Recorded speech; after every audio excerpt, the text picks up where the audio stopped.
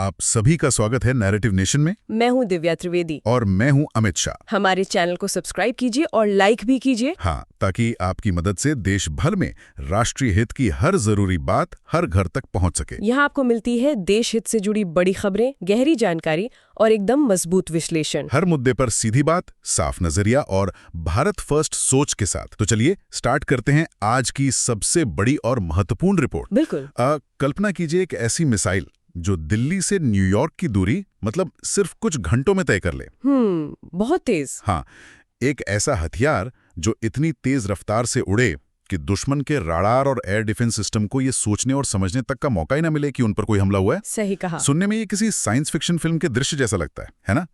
लेकिन ये अब कोई कल्पना नहीं रही है। बिल्कुल नहीं। रक्षा अनुसंधान एवं विकास संगठन, जिसे हम DRDO कहते हैं, उसने हाल ही में अपने फुल स्केल स्क्रैमजेट कम्बस्टर का 1200 सेकंड यानी पूरे 20 मिनट का एक बेहद सफल ग्राउंड परीक्षण किया है।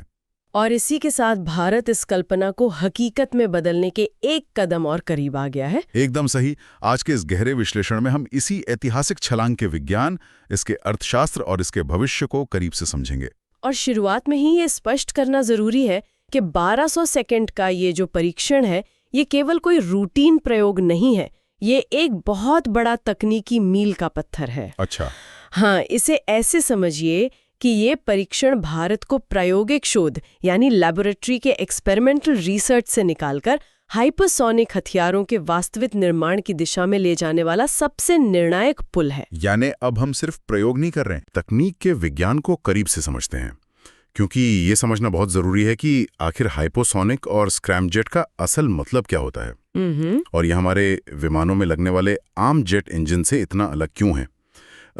हम अक्सर मैक 2 या मैक 3 की गति के बारे में सुनते हैं। हाँ, आमतौर पर। जहां तक मेरी जानकारी है, विमानों के आम टर्बोफान इंजन मैक 3 तक की गति पर जाते हैं। उससे आगे रैमजेट इंजन आते हैं जो मैक 5.5 तक जा सकते हैं। सही। लेकिन ये जो स्क्रैमजेट इंजन्स हैं, ये मैक 10 तक की हैरत अंगेज गति तक जा सकते हैं। बिल्कुल, मैक 10। और मेरे लिए सबसे ज्यादा चौंकाने वाली बात यह है कि इस इंजन में कोई घूमने वाले पुर्जे यानी रोटेटिंग या मूविंग पार्ट्स नहीं होते। यही इसकी खासियत है। अगर मैं इसे एक आसान उदाहरण से समझाऊं तो ये कुछ ऐसा है जैसे आप किसी शांत बहती नदी से पानी पी रहे हों। वो हो गया आपका सामान्य इंजन। लेकिन फिर अचानक आपको एक बेहद तेज दबाव वाले फायर होस से पानी पीने को कहा जाए, वो भी बिना एक बूंद गिराए या बिना अपना मुंह चोटिल किए। ये तो इंजीनियरिंग के नजरिए से लगभग नामुमकिन सा लगता है। ये फायर होस वाला उदाहरण एकदम सटीक है। इसे अगर हम तकनीकी नजरिए से देखें तो जो सामान्य जेट इंजन होते हैं, उनमें हवा को खींचने और उसे कंप्रेस करने के लिए टरबाइन लगे होते हैं ना? हाँ, बड़े बड़े टरबाइन और अनगिनत ब्लेड्स लगे होते हैं। ये ब्लेड्स लगातार घूमते हैं, लेकिन जब गति ध्वनि की गति से कई गुना ज्यादा बढ़ जाती है, खासकर मैक 5 के बाद, तो क्या होता है? तो सामने से टकराने वाली हवा का दबाव इतना भयंकर होता है कि ये घूमने वाले पुर्जे खुद ही एक बाधा बन जाते हैं। अरे बाप रे! इस दबाव और गतिज ऊर्जा के कारण टरबाइन के ब्लेड्स टूटकर बिखर सकते हैं। यहीं पर स्क्रैमजेट, जिसका पूरा नाम सुपरसोनिक कंबशन रैमजेट है, उसका विज्ञान काम आता है। इस इंजन में कोई पंखा या टरबाइन नहीं है। एक मिनट रुकिए। अगर इंजन में हवा को खींचने और उसे दबाने के लिए कोई मशीन या ब्लेड नहीं है, तो फिर हवा इंजन के अंदर जाकर कंप्रेस कैसे होती है? यही इसका सबसे बड़ा जादू है। क्योंकि बिना उच्च दबाव के तो ईंधन जलेगा ही नहीं, है ना? बिल्कुल जलेगा नहीं। स्क्रैमजेट अपनी ही भयंकर तेज गति का इस्तेमाल करता है। जब मिसाइल हाइपरसोनिक गति पर उड़ती है, तो मिसाइल का बाहरी आकार ही कुछ इस तरह का होता है कि वो सामने से आ रही हवा को बेहद तेजी से धकेलता है। अच्छा, मतलब डिजाइन का कमाल है। हाँ, और इस टकराव से हवा में शॉकवेव्स पैदा होती हैं। शॉकवेव्स मतलब हवा की ही लहरें हवा को दबा रही हैं। बिल्कुल। मिसाइल के आगे का हिस्सा ऐसा डिजाइन किया जाता है कि ये शॉकवेव्स एक फनल या कीप की तरह काम करती हैं। समझ रहा हूँ। वे बाहर की अनियंत्रित हवा को एक जगह सिकोड़कर भयंकर दबाव के साथ इंजन के अंदर धकेलती हैं। यानी मिसाइल की गति और उसका आकार ही उसका कंप्रेसर बन जाता है। क्या बात है! और इसी सुपरसोनिक गति पर बहती हुई हवा में ही ईंधन को इंजेक्ट किया जाता है और उसे जलाया जाता है। इसीलिए इसे सुपरसोनिक कंबशन कहते हैं। और शायद यहीं पर कंप्यूटेशनल फ्लूइड डायनामिक्स या CFD का रोल आता है। हाँ, बिल्कुल। क्योंकि मैंने पढ़ा था कि मैक 6 या मैक 10 की स्पीड पर हवा कैसे बर्ताव करेगी, इसे किसी आम विंड टनल में टेस्ट करना लगभग नामुमकिन है। एकदम नामुमकिन है। तो इसके लिए सुपर कंप्यूटर्स पर हवा के बहाव का सिमुलेशन किया जाता है ताकि ये तय हो सके कि शॉकवेव सही जगह पर बन रही हैं या नहीं। एकदम सही पकड़ा आपने। CFD के बिना हम स्क्रैमजेट के आकार को डिजाइन ही नहीं कर सकते। कंप्यूटर सिमुलेशन हमें बताता है कि हवा के कण इंजन के अंदर कैसे घूमेंगे। इसके अलावा स्क्रैमजेट का एक और बहुत बड़ा रणनीतिक फायदा है। जो पारंपरिक बैलिस्टिक रॉकेट होते हैं, उन्हें अंतरिक्ष में जाने के लिए अपने साथ भारी मात्रा में तरल ऑक्सीजन ले जाना पड़ता है। हाँ, वो ऑक्सीडाइजर होता है ना? बिल्कुल। रॉकेट का लगभग 70 से 80% वजन तो सिर्फ इसी ऑक्सीजन का होता है। बाप रे, 80%? हाँ, लेकिन स्क्रैमजेट एक एयर ब्रीदिंग इंजन है। यह वायुमंडल से सीधे हवा खींचकर उसकी ऑक्सीजन का इस्तेमाल करता है। तो इससे वजन कम हो जाता होगा? बहुत कम हो जाता है, और हम उस बचे हुए वजन की जगह ज्यादा भारी और खतरनाक विस्फोटक ले जा सकते हैं या फिर मिसाइल का आकार छोटा कर सकते हैं, जिससे उसे रेडार पर पकड़ना और भी मुश्किल हो जाए। ये तो वाकई इंजीनियरिंग का कमाल है। गति और दबाव का ये गणित तो समझ आ गया। लेकिन यहाँ एक बहुत बड़ी व्यावहारिक समस्या आती है। जब कोई भी चीज इतनी तेज चलती है तो हवा का घर्षण यानी एयर फ्रिक्शन भी तो बहुत ज्यादा होता होगा। बहुत ज्यादा। मैक 6 या उससे ऊपर की गति पर यह घर्षण इतनी ज्यादा गर्मी पैदा करता है जो लोहे या स्टील को भी आसानी से पिघला दे। बिल्कुल पिघला देगा। तो सबसे बड़ा सवाल ये है कि इस नए 1200 सेकंड के परीक्षण में DRDO ने इस भयंकर गर्मी की समस्या को कैसे सुलझाया? यही सबसे दिलचस्प हिस्सा है। क्योंकि मुझे याद है साल 2020 में DRDO ने HSTDME का परीक्षण किया था, जो मैक 6 की गति पर सिर्फ 20 सेकंड तक ही चल पाया था। हाँ, वो 20 सेकंड का था। तो अचानक 20 सेकंड से 1200 सेकंड यानी सीधे 20 मिनट का ये ग्राउंड टेस्ट इतना बड़ा मील का पत्थर कैसे बन गया? देखिए, 20 सेकंड से 1200 सेकंड तक का ये जो लंबा सफर है, ये असल में थर्मल मैनेजमेंट यानी गर्मी नियंत्रण के क्षेत्र में भारत के वैज्ञानिकों की एक बहुत बड़ी जीत है। जैसा कि आपने कहा, घर्षण एक बहुत बड़ी चुनौती है। हाइपरसोनिक उड़ान के दौरान मिसाइल का तापमान 2000 डिग्री सेल्सियस तक पहुंच सकता है। 2000 डिग्री? हाँ, जो कि स्टील के गलनांक को भी आसानी से पार कर जाता है। कोई भी साधारण धातु उस तापमान पर पानी की तरह पिघल जाएगी। तो फिर इसे बचाया कैसे गया? इस बार जो कमाल हुआ है वो ये है कि DRDO ने department of science and technology के साथ मिलकर एक बेहद खास थर्मल बैरियर कोटिंग विकसित की है।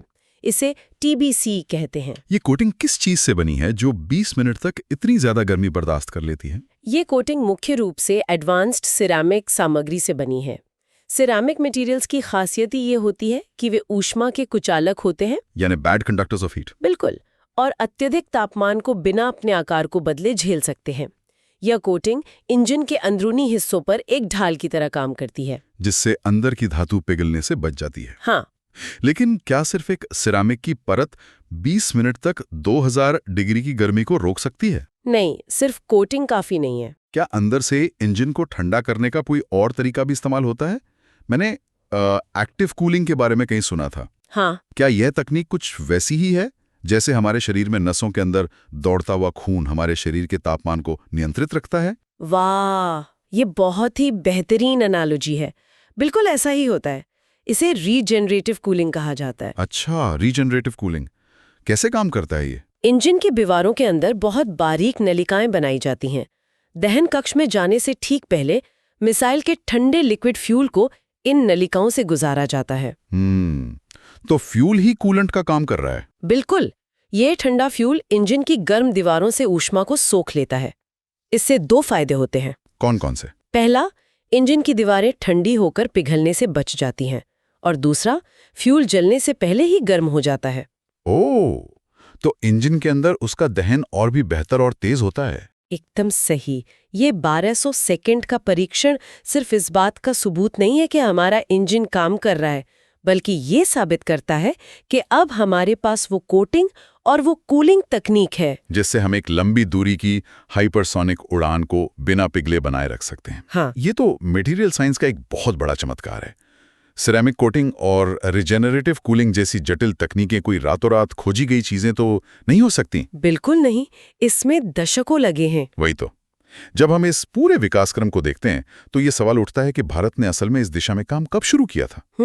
क्योंकि 2020 का HSTDB टेस्ट तो हमने हाल ही में देखा था, लेकिन इस सफलता की नींव कब रखी गई थी? ये एक बहुत ही लंबी और धैर्य से भरी यात्रा रही है। इसकी जड़ें आज से दशकों पहले 1980 के दशक के अंत में छिपी हैं। 80 के दशक में? हाँ, उस समय DRDL ने अवतार नाम के एक अति महत्वाकांक्षी प्रोजेक्ट की कल्पना की थी। अवतार, ये नाम तो वाकई किसी हॉलीवुड की साइंस फिक्शन फिल्म के गुप्त प्रोजेक्ट जैसा लगता है। सुनने में लगता है ना। इस प्रोजेक्ट में एक और बहुत ही क्रांतिकारी विचार शामिल था, जिसे फ्लॉक्स कहा गया। फ्लॉक्स, इसका क्या मतलब था? इसके तहत ये कल्पना की गई थी कि एक ऐसा यान बनाया जाए जो उड़ान भरते समय वायुमंडल से हवा को सोखे और उस हवा को इतना ठंडा करे कि वो उड़ान के दौरान ही तरल ऑक्सीजन में बदल जाए। रुकिए, मतलब उड़ते उड़ते वो भी मैक 6 की स्पीड पर हवा को पकड़ना, हाँ, और उसे तुरंत -183 डिग्री सेल्सियस तक ठंडा करके लिक्विड ऑक्सीजन में बदलना? बिल्कुल यही विचार था। सुनने में तो ये किसी जादू जैसा लगता है, लेकिन व्यवहारिक नजरिए से क्या ये एक भयानक दुस्वप्न नहीं है? इतनी तेज रफ्तार पर ऐसा करना तो लगभग असंभव रहा होगा। आपने बिल्कुल सही पकड़ा। ये एक भयानक इंजीनियरिंग दुष्स्वप्न नहीं था। सैद्धांतिक रूप से ये विचार बहुत शानदार था, लेकिन उस समय के मटेरियल साइंस के साथ इसे जमीन पर उतारना संभव नहीं हो पाया। हाँ, उस समय कहाँ इतने एडवांस्ड कंप्रेसर्स रहे होंगे। बिल्कुल, लेकिन विज्ञान में कोई भी प्रयोग बेकार नहीं जाता। अवतार से जो सबक मिले, उनका इस्तेमाल आगे के प्रोजेक्ट्स में हुआ। अच्छा, तो फिर इसरो ने भी इसमें कुछ काम किया था क्या? हाँ, 1993 में इसरो ने अपने RH-200 रॉकेट के साथ कुछ शुरुआती प्रयोग किए। फिर 2016 में एक बहुत बड़ा कदम उठाया गया, वो ATB वाला टेस्ट। हाँ, इसरो ने ATB का उपयोग करके मैक 6 की गति पर 5 सेकंड के लिए स्क्रैमजेट इंजन का सफल परीक्षण किया। और फिर 2020 में वो 20 सेकंड वाला टेस्ट। बिल्कुल। और अब ये 1200 सेकंड का ग्राउंड परीक्षण उस दशकों लंबी यात्रा का एक शानदार शिखर है। ये दिखाता है कि कैसे 40 सालों की निरंतर रिसर्च से एक दिन देश के लिए एक बहुत बड़ी सामरिक ताकत का जन्म होता है। सही बात है। ये इतिहास वाकई रोंगटे खड़े कर देने वाला है। लेकिन अब अगर हम आज के वर्तमान और भविष्य की सामरिक रणनीतियों की बात करें, तो मेरे मन में एक बहुत ही आलोचनात्मक सवाल उठता है। पूछिए। एक तरफ हम देख रहे हैं कि DRDO इतने सालों से पूरी तरह से स्वदेशी स्क्रैमजेट इंजन बनाने में पसीना बहा रहा है, लेकिन दूसरी तरफ रूस के साथ हमारा ब्रह्मोस 2 प्रोजेक्ट भी तो चल रहा है। हाँ, वो भी एक हाइपरसोनिक मिसाइल प्रोजेक्ट है। तो फिर भारत पूरी तरह से अपनी स्वदेशी तकनीक पर इतना जोर क्यों लगा रहा है? अगर हमारे पास रूस की मदद से ब्रह्मोस 2 बनाने का विकल्प मौजूद है, तो हम अपने खुद के इंजन और ध्वनि जैसी स्वदेशी मिसाइलों के विकास पर इतना पैसा और समय क्यों खर्च कर रहे हैं? क्या ये एक ही काम को दोबारा करने जैसा नहीं है? ये एक बहुत ही शानदार और व्यावहारिक सवाल है, और इसका जवाब स्ट्रेटेजिक इकोनॉमिक्स, जिसे हम सामरिक अर्थशास्त्र कहते हैं, उसमें छिपा है। वो कैसे? देखिए, ये सच है कि रूस हाइपरसोनिक तकनीक में दुनिया में बहुत आगे है, लेकिन रूस से आने वाले इंजनों की कीमत बहुत ज्यादा होती है। हाँ, विदेशी हथियार तो हमेशा महंगे होते हैं। और दो देशों के बीच पूर्ण तकनीक हस्तांतरण यानी फुल टेक ट्रांसफर में हमेशा कुछ न कुछ कूटनीतिक बाधाएं होती हैं। रूस अपना कोर ब्लूप्रिंट पूरी तरह से हमें नहीं देगा। इससे अगर मैं एक आम जिंदगी के उदाहरण से समझूं, तो ये वैसा ही है जैसे आप रोजमर्रा की सब्जी खरीदने के लिए करोड़ों की फरारी लेकर नहीं जाते। बहुत खूब, बिल्कुल। फरारी अच्छी है, लेकिन आपको एक भरोसेमंद, किफायती और मजबूत गाड़ी चाहिए जिसे आप रोज बिना डरे इस्तेमाल कर सकें। युद्ध में भी हमें हजारों किफायती मिसाइलों की जरूरत होगी। एकदम सटीक एनालॉजी है। मान लीजिए युद्ध के मैदान में दुश्मन का कोई बहुत साधारण सा एयरक्राफ्ट शेल्टर है। क्या आप उसे नष्ट करने के लिए कई 100 करोड़ रुपए की एक बेहद महंगी ब्रह्मोस 2 मिसाइल दागेंगे? नहीं, वो तो आर्थिक रूप से एक आत्मघाती फैसला होगा। बिल्कुल। इसलिए भारत को बड़े पैमाने पर इस्तेमाल की जाने वाली स्वदेशी मिसाइलों की सख्त जरूरत है। हमें मास प्रोड्यूस्ड इंडिजिनस सॉल्यूशंस चाहिए, ऐसे हथियार जिनका प्रोडक्शन पूरी तरह हमारे कंट्रोल में हो। हाँ, इसके साथ ही एक और बहुत महत्वपूर्ण तकनीकी पहलू भी है। DRDO प्रमुख के अनुसार भारत का हाइपरसोनिक ग्लाइड मिसाइल कार्यक्रम, जिसे HDV कहते हैं, हाँ, वो एयर ब्रीदिंग क्रूज मिसाइल कार्यक्रम की तुलना में अधिक तेजी से विकसित हो रहा है। अच्छा, ऐसा क्यों?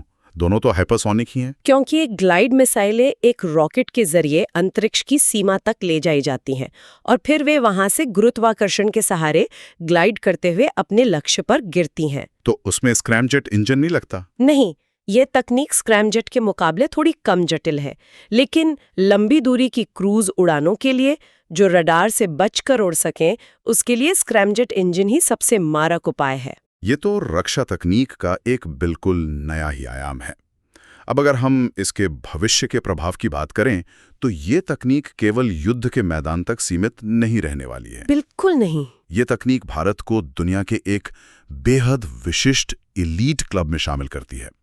तो भारत के लिए इसके सामरिक और नागरिक फायदे क्या-क्या हो सकते हैं? सामरिक रूप से अगर हम देखें तो 1500 किलोमीटर की रेंज वाली ये स्वदेशी मिसाइल भारत की प्रतिरोधक क्षमता, जिसे डिटोरेंस कहते हैं, उसे कई गुना बढ़ा देती है। चीन और रूस के खिलाफ एक मजबूत जवाब। हाँ, और सबसे बड़ी बात यह है कि ये तकनीक भारत को बिना परमाणु हथियारों का उपयोग किए एक बेहद मजबूत कन्वेंशनल स्ट्राइक की ताकत देती है। कन्वेंशनल स्ट्राइक, इसका मतलब है कि हम किसी भी परमाणु युद्ध के खतरे को बढ़ाए बिना दुश्मन के सबसे अहम ठिकानों को सिर्फ 10 या 15 मिनटों में मलबे में बदल सकते हैं। बिल्कुल। और वो भी इतनी सटीकता से कि उन्हें पता ही ना चले। यही इसका सबसे बड़ा सामरिक महत्व है। दुश्मन को ये पता होगा कि भारत के पास ये क्षमता है और यही डर उन्हें कोई भी दुस्साहस करने से रोकेगा। और नागरिक क्षेत्र में इसके क्या फायदे हैं? नागरिक क्षेत्र में इसके जो स्पिन ऑफ्स हैं वे बहुत बड़े हैं। जो एडवांस्ड मटेरियल साइंस और कूलिंग तकनीक आज मिसाइलों के लिए बन रही है, वही तकनीक भविष्य में अंतरिक्ष प्रक्षेपण की लागत को बहुत कम कर देगी। हमारे रियूजेबल लॉन्च व्हीकल्स भविष्य में इसी तकनीक के जरिए वायुमंडल से हवा लेकर उड़ेंगे, जिससे अंतरिक्ष में सैटेलाइट भेजना बेहद सस्ता हो जाएगा। हाँ, और व्यावसायिक हवाई यात्रा की बात करें तो कल्पना कीजिए कि आप दिल्ली से उड़ान भरें और न्यूयॉर्क का सफर शायद सिर्फ 2 या 3 घंटे में पूरा कर लें। सिर्फ 2-3 घंटे में? बिल्कुल। ये पूरी दुनिया के ट्रांसपोर्टेशन और हमारे रहने के तरीके को ही बदल कर रख देगा। मतलब जो तकनीक आज हमारी सीमाओं की रक्षा के लिए बन रही है, कल वही इंसान की अंतरिक्ष यात्रा और आम जिंदगी की रफ्तार को भी हमेशा के लिए बदल कर रख देगी। बिल्कुल। तो इस पूरे और गहरे विश्लेषण से ये बिल्कुल स्पष्ट हो जाता है कि डीआरडीओ का ये 1200 सेकंड का परीक्षण केवल किसी मशीन का टेस्ट नहीं है। ये असल में हमारे देश के मटेरियल साइंस की सर्वोच्चता और भारत के पूरी तरह आत्मनिर्भर होने के उस अटल संकल्प की जीत है, जिसका सपना दशकों पहले हमारे वैज्ञानिकों ने देखा था। मैं आपकी इस बात से पूरी तरह सहमत हूँ। और विज्ञान की यह अभूतपूर्व छलांग हमें सिर्फ सामरिक ताकत ही नहीं देती, बल्कि कई गंभीर सवाल भी खड़े करती है। बिल्कुल। और इसी के साथ हम आज के इस विस्तृत विश्लेषण के अंत पर आ गए हैं। लेकिन जाने से पहले हम आपको एक ऐसे विचार के साथ छोड़ना चाहते हैं जिस पर गहराई से सोचने की आवश्यकता है। आप खुद सोचिए, हाइपरसोनिक मिसाइलें बहुत तेजी से दुनिया की भौगोलिक दूरियों को सिकोड़ रही हैं। सही बात है। जब 1500 किलोमीटर दूर बैठे किसी दुश्मन को प्रतिक्रिया करने के लिए केवल 10 मिनट का समय मिलेगा, तो क्या ये अति आधुनिक तकनीक भविष्य में युद्ध के डर को बढ़ाकर दुनिया में शांति लाएगी, जिसे हम डिटरेंस कहते हैं? हाँ, या फिर इसका उल्टा होगा? क्या ये युद्ध के निर्णयों को इतना ज्यादा तेज कर देगी कि संकट के समय देशों के नेताओं के पास बात करने और कूटनीति का इस्तेमाल करने के लिए समय ही नहीं बचेगा? ये सोचने वाली बात है। इस तेज रफ्तार हाइपरसोनिक दुनिया में जहां फैसले कंप्यूटर की स्पीड पर होंगे, शायद भविष्य में सबसे कीमती चीज कोई आधुनिक हथियार नहीं बल्कि इंसान के सोचने का समय ही होने वाला है। बिल्कुल। इसी गंभीर विचार के साथ आज की इस रिपोर्ट में बस इतना ही। जुड़े रहिए हमारे साथ ऐसे ही गहरे और सटीक विश्लेषणों के लिए।